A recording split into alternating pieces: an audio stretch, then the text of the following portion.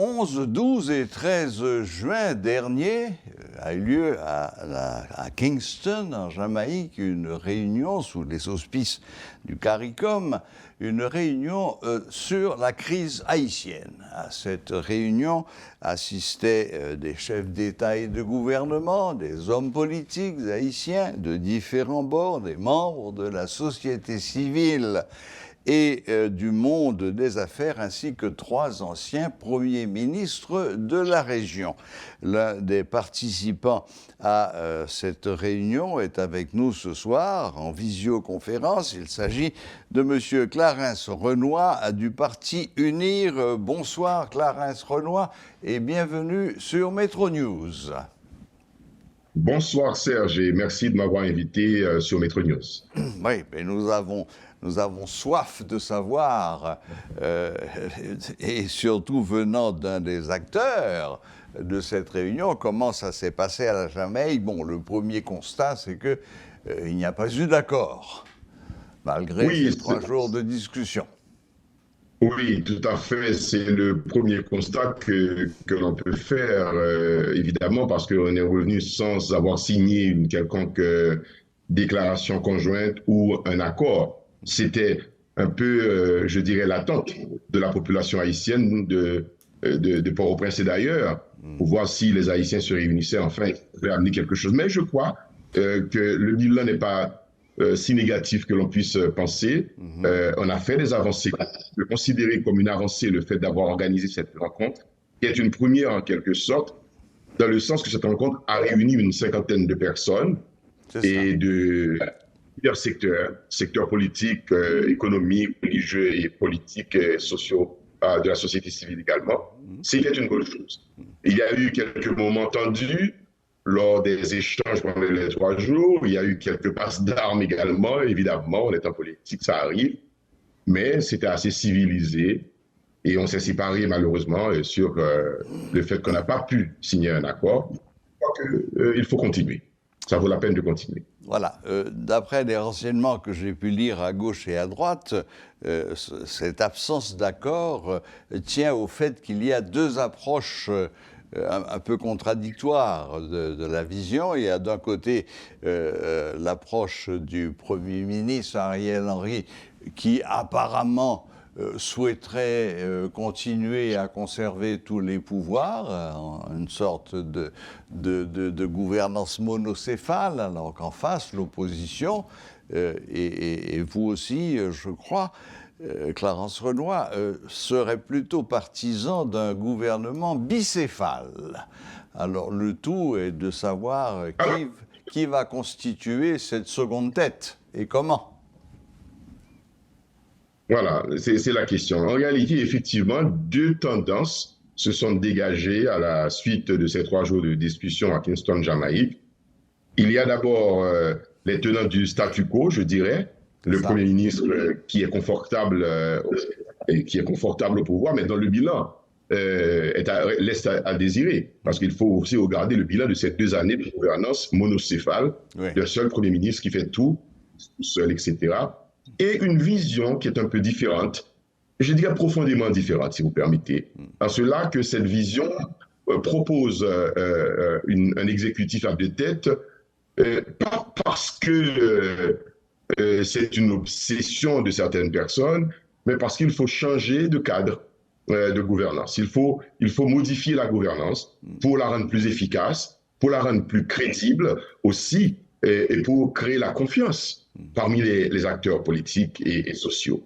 Parce que, comme je disais, quand on regarde le bilan de ces 2 dernières années, on voit plus d'insécurité dans le pays depuis 2 ans et plus de problèmes économiques, socio-économiques dans le pays depuis 2 ans. Je ne prétends pas qu'un bicéphalisme va venir tout résoudre comme problème, mais apporterait une sorte d'équilibre de la chose publique, créerait la confiance entre les acteurs pour parvenir aux élections. Parce que c'est de là que nous devons aboutir au retour à l'ordre constitutionnel, à l'ordre démocratique.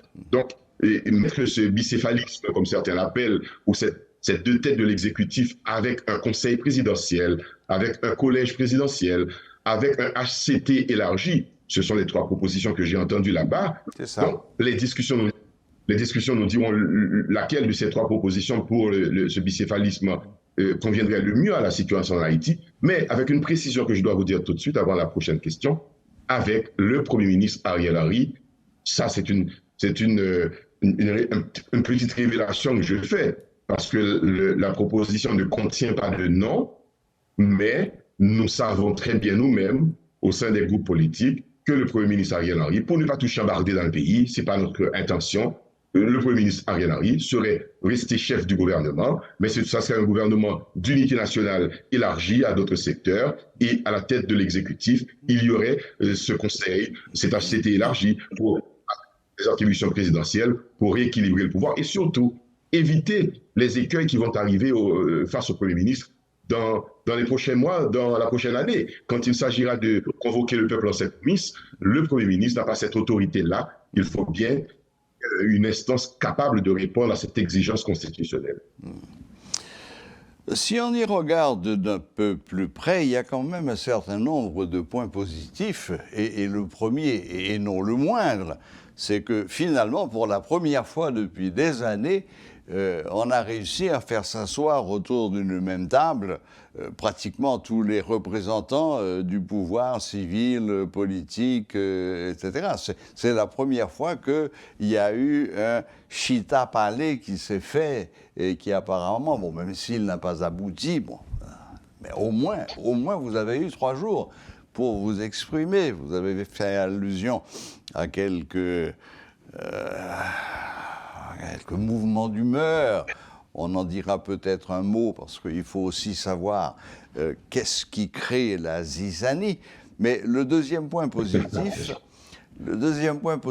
que je vois à cette réunion, c'est que finalement, tout le monde semble décidé à poursuivre le dialogue ici en Haïti. C'est une décision qui, semble-t-il, est totale. La discussion doit continuer. Oui, absolument. Je crois qu'il n'y a pas d'alternative d'ailleurs au dialogue, en tout cas à mon sens. Et toute autre alternative durerait dans des difficultés énormes pour le peuple haïtien, pour l'expérience de mettre en place un système, un état de droit que nous sommes en train d'essayer de faire depuis si longtemps, qui a coûté tant de vie au pays. Donc, la raison veut que, effectivement, que nous poursuivions dans le dialogue. Maintenant, nous avons fait quelque chose à la Jamaïque, comme vous l'avez dit, qui a rassemblé tous les protagonistes, toutes les personnes, pas l'ensemble des Haïtiens, mais assez représentatifs quand même à travers les organisations de femmes, à travers le secteur vaudou, les secteurs religieux, protestants et catholiques, le secteur privé était là, la société civile, la diaspora, je vous en dirai d'autres que si vous le voulez, mais assez large, largement représenté, c'est une bonne chose. Ouais. Maintenant, on a convenu avec la CARICOM de poursuivre ce dialogue.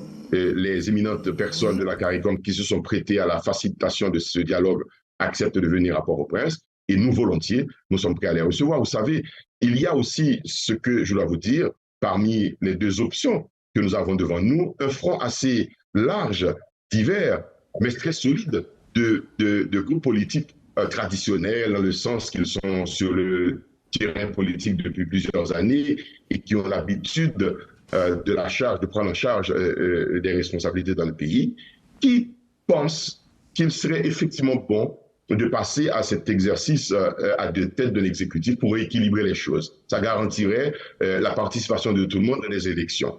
Quand vous avez Montana qui a été à la Jamaïque et qui a dit à haute voix qu'il n'était pas là pour défendre son projet personnel, quand on sait que Montana avait élu un président et un premier ministre, oui. Je crois que c'est une avancée politique majeure aussi qu'il faut considérer. Oui. Et que le Montana dise que nous ne sommes pas là pour soutenir le premier ministre Ariel Henry, mais nous ne bloquerons pas non plus s'il doit rester, s'il y a un consensus pour rester. Donc, on est à la recherche d'un consensus qui prend la Valase, qui prend UNIR, qui prend l'OPL, qui prend le MOPOD et l'ensemble des partis du collectif, des partis politiques du 30 janvier dans le gré, le PHTK, par exemple.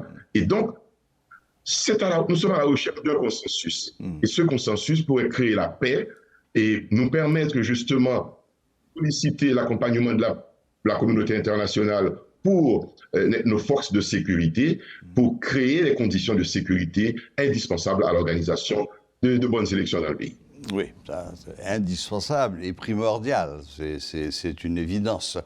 Bon, écoutez, Clarence Renoy, on dit quelques mots des différents accrochages qu'il y a eu, ou on laisse ça pour la petite histoire?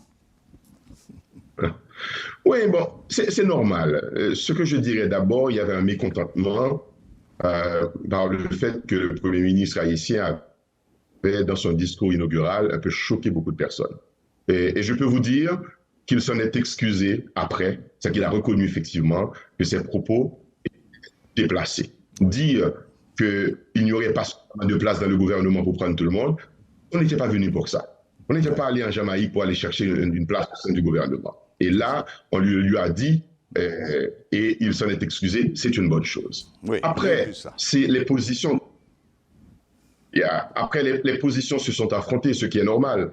Parce que ceux qui sont dans l'équipe du 21 décembre et qui veulent garder les choses en l'état n'entendent pas parler, ne veulent pas entendre parler de l'exécutif à deux têtes qu'ils considèrent comme un coup d'État qu'on veut faire contre le Premier ministre Ariel Henry. Ce n'est pas notre intention de faire un coup d'État contre le Premier ministre Ariel Henry. Il n'y a pas lieu de parler de coup d'État. Vous savez, je crois que nous devons trouver un terrain d'entente entre nous pour permettre au pays de reprendre ses activités. Je cite souvent la situation que je connais personnellement parce que je suis quand même à l'université, je rencontre des étudiants, j'ai des cours que j'assume à l'université. Quand tu vois les conditions dans lesquelles les étudiants vont venir aussi, ou ne peuvent pas venir parce qu'ils ne peuvent pas traverser des territoires pour venir à l'école, et des jeunes qui doivent subir les examens d'État. Donc, on a besoin de créer cette sérénité dans le pays pour permettre à tout le monde de pouvoir travailler. Donc, mettons-nous ensemble pour le faire.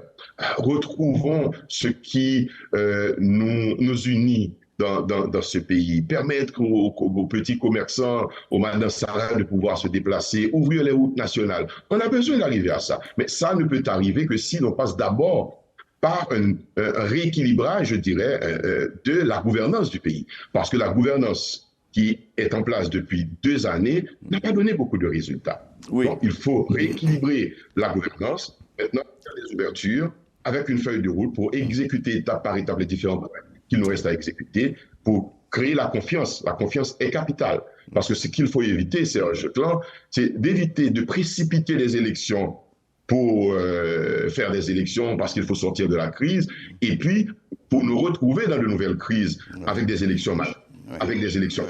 Il faut tout ça, il faut une sortie durable à cette crise que nous sommes en train de vivre. Oui, oui. Il est certain que le bilan de ces 2 dernières années est assez maigre, avec l'aggravation massive de certains secteurs, en particulier l'insécurité. Le seul petit souffle qu'on a eu, ça a été lorsque le mouvement Bois-Calais a commencé à prendre de la force et a commencé à montrer les dents. Et c'est là qu'on a vu qu'un peu la peur commençait à changer de camp. Mais bon, cette question d'insécurité est loin d'être résolue. C'est une évidence, malgré tous les efforts de la PNH, et Dieu sait que ces efforts sont louables et sont importants. Bon, une toute dernière question, Clarence Renoy, est-ce qu'il y a déjà un agenda de proposé ou de prévu pour la reprise des discussions sur place en Haïti? Vous attendez une délégation de la CARICOM qui, si j'ai bien compris, doit venir en Haïti pour reprendre le dialogue. Est-ce qu'il y a un agenda qui a déjà été mis en place et qui est chargé de faire cet agenda? Est-ce que c'est le Premier ministre, Ariel Henry? Alors, il faut dire d'abord qu'il y a, Serge, une grande sympathie dégagée par les anciens dirigeants de la CARICOM à recevoir les Haïtiens et à se rendre disponibles aussi pour nous mettre ensemble et à vouloir venir en Haïti.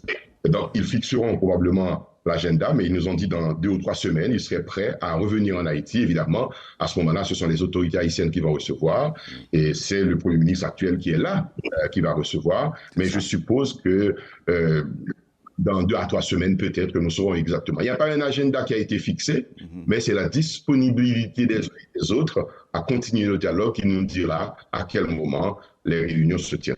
Voilà.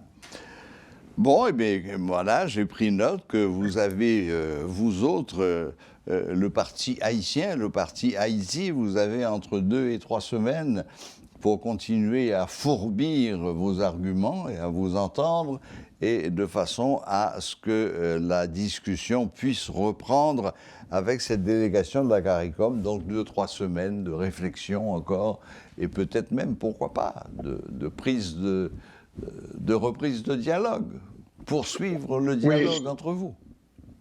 J'ajouterai une petite phrase seulement pour demander un peu de patience aux gens. Pas patience dans le temps, parce que nous n'avons pas beaucoup de temps, mais patience et tolérance. Il faut accepter que les gens puissent se parler. Alors, on peut ne pas aimer quelqu'un, on peut le détester, mais on doit pouvoir se parler entre Haïtiens. Nous sommes des frères et des sœurs, nous pouvons avoir des différends et des divergences sur certains sujets, mais nous devons pouvoir nous parler.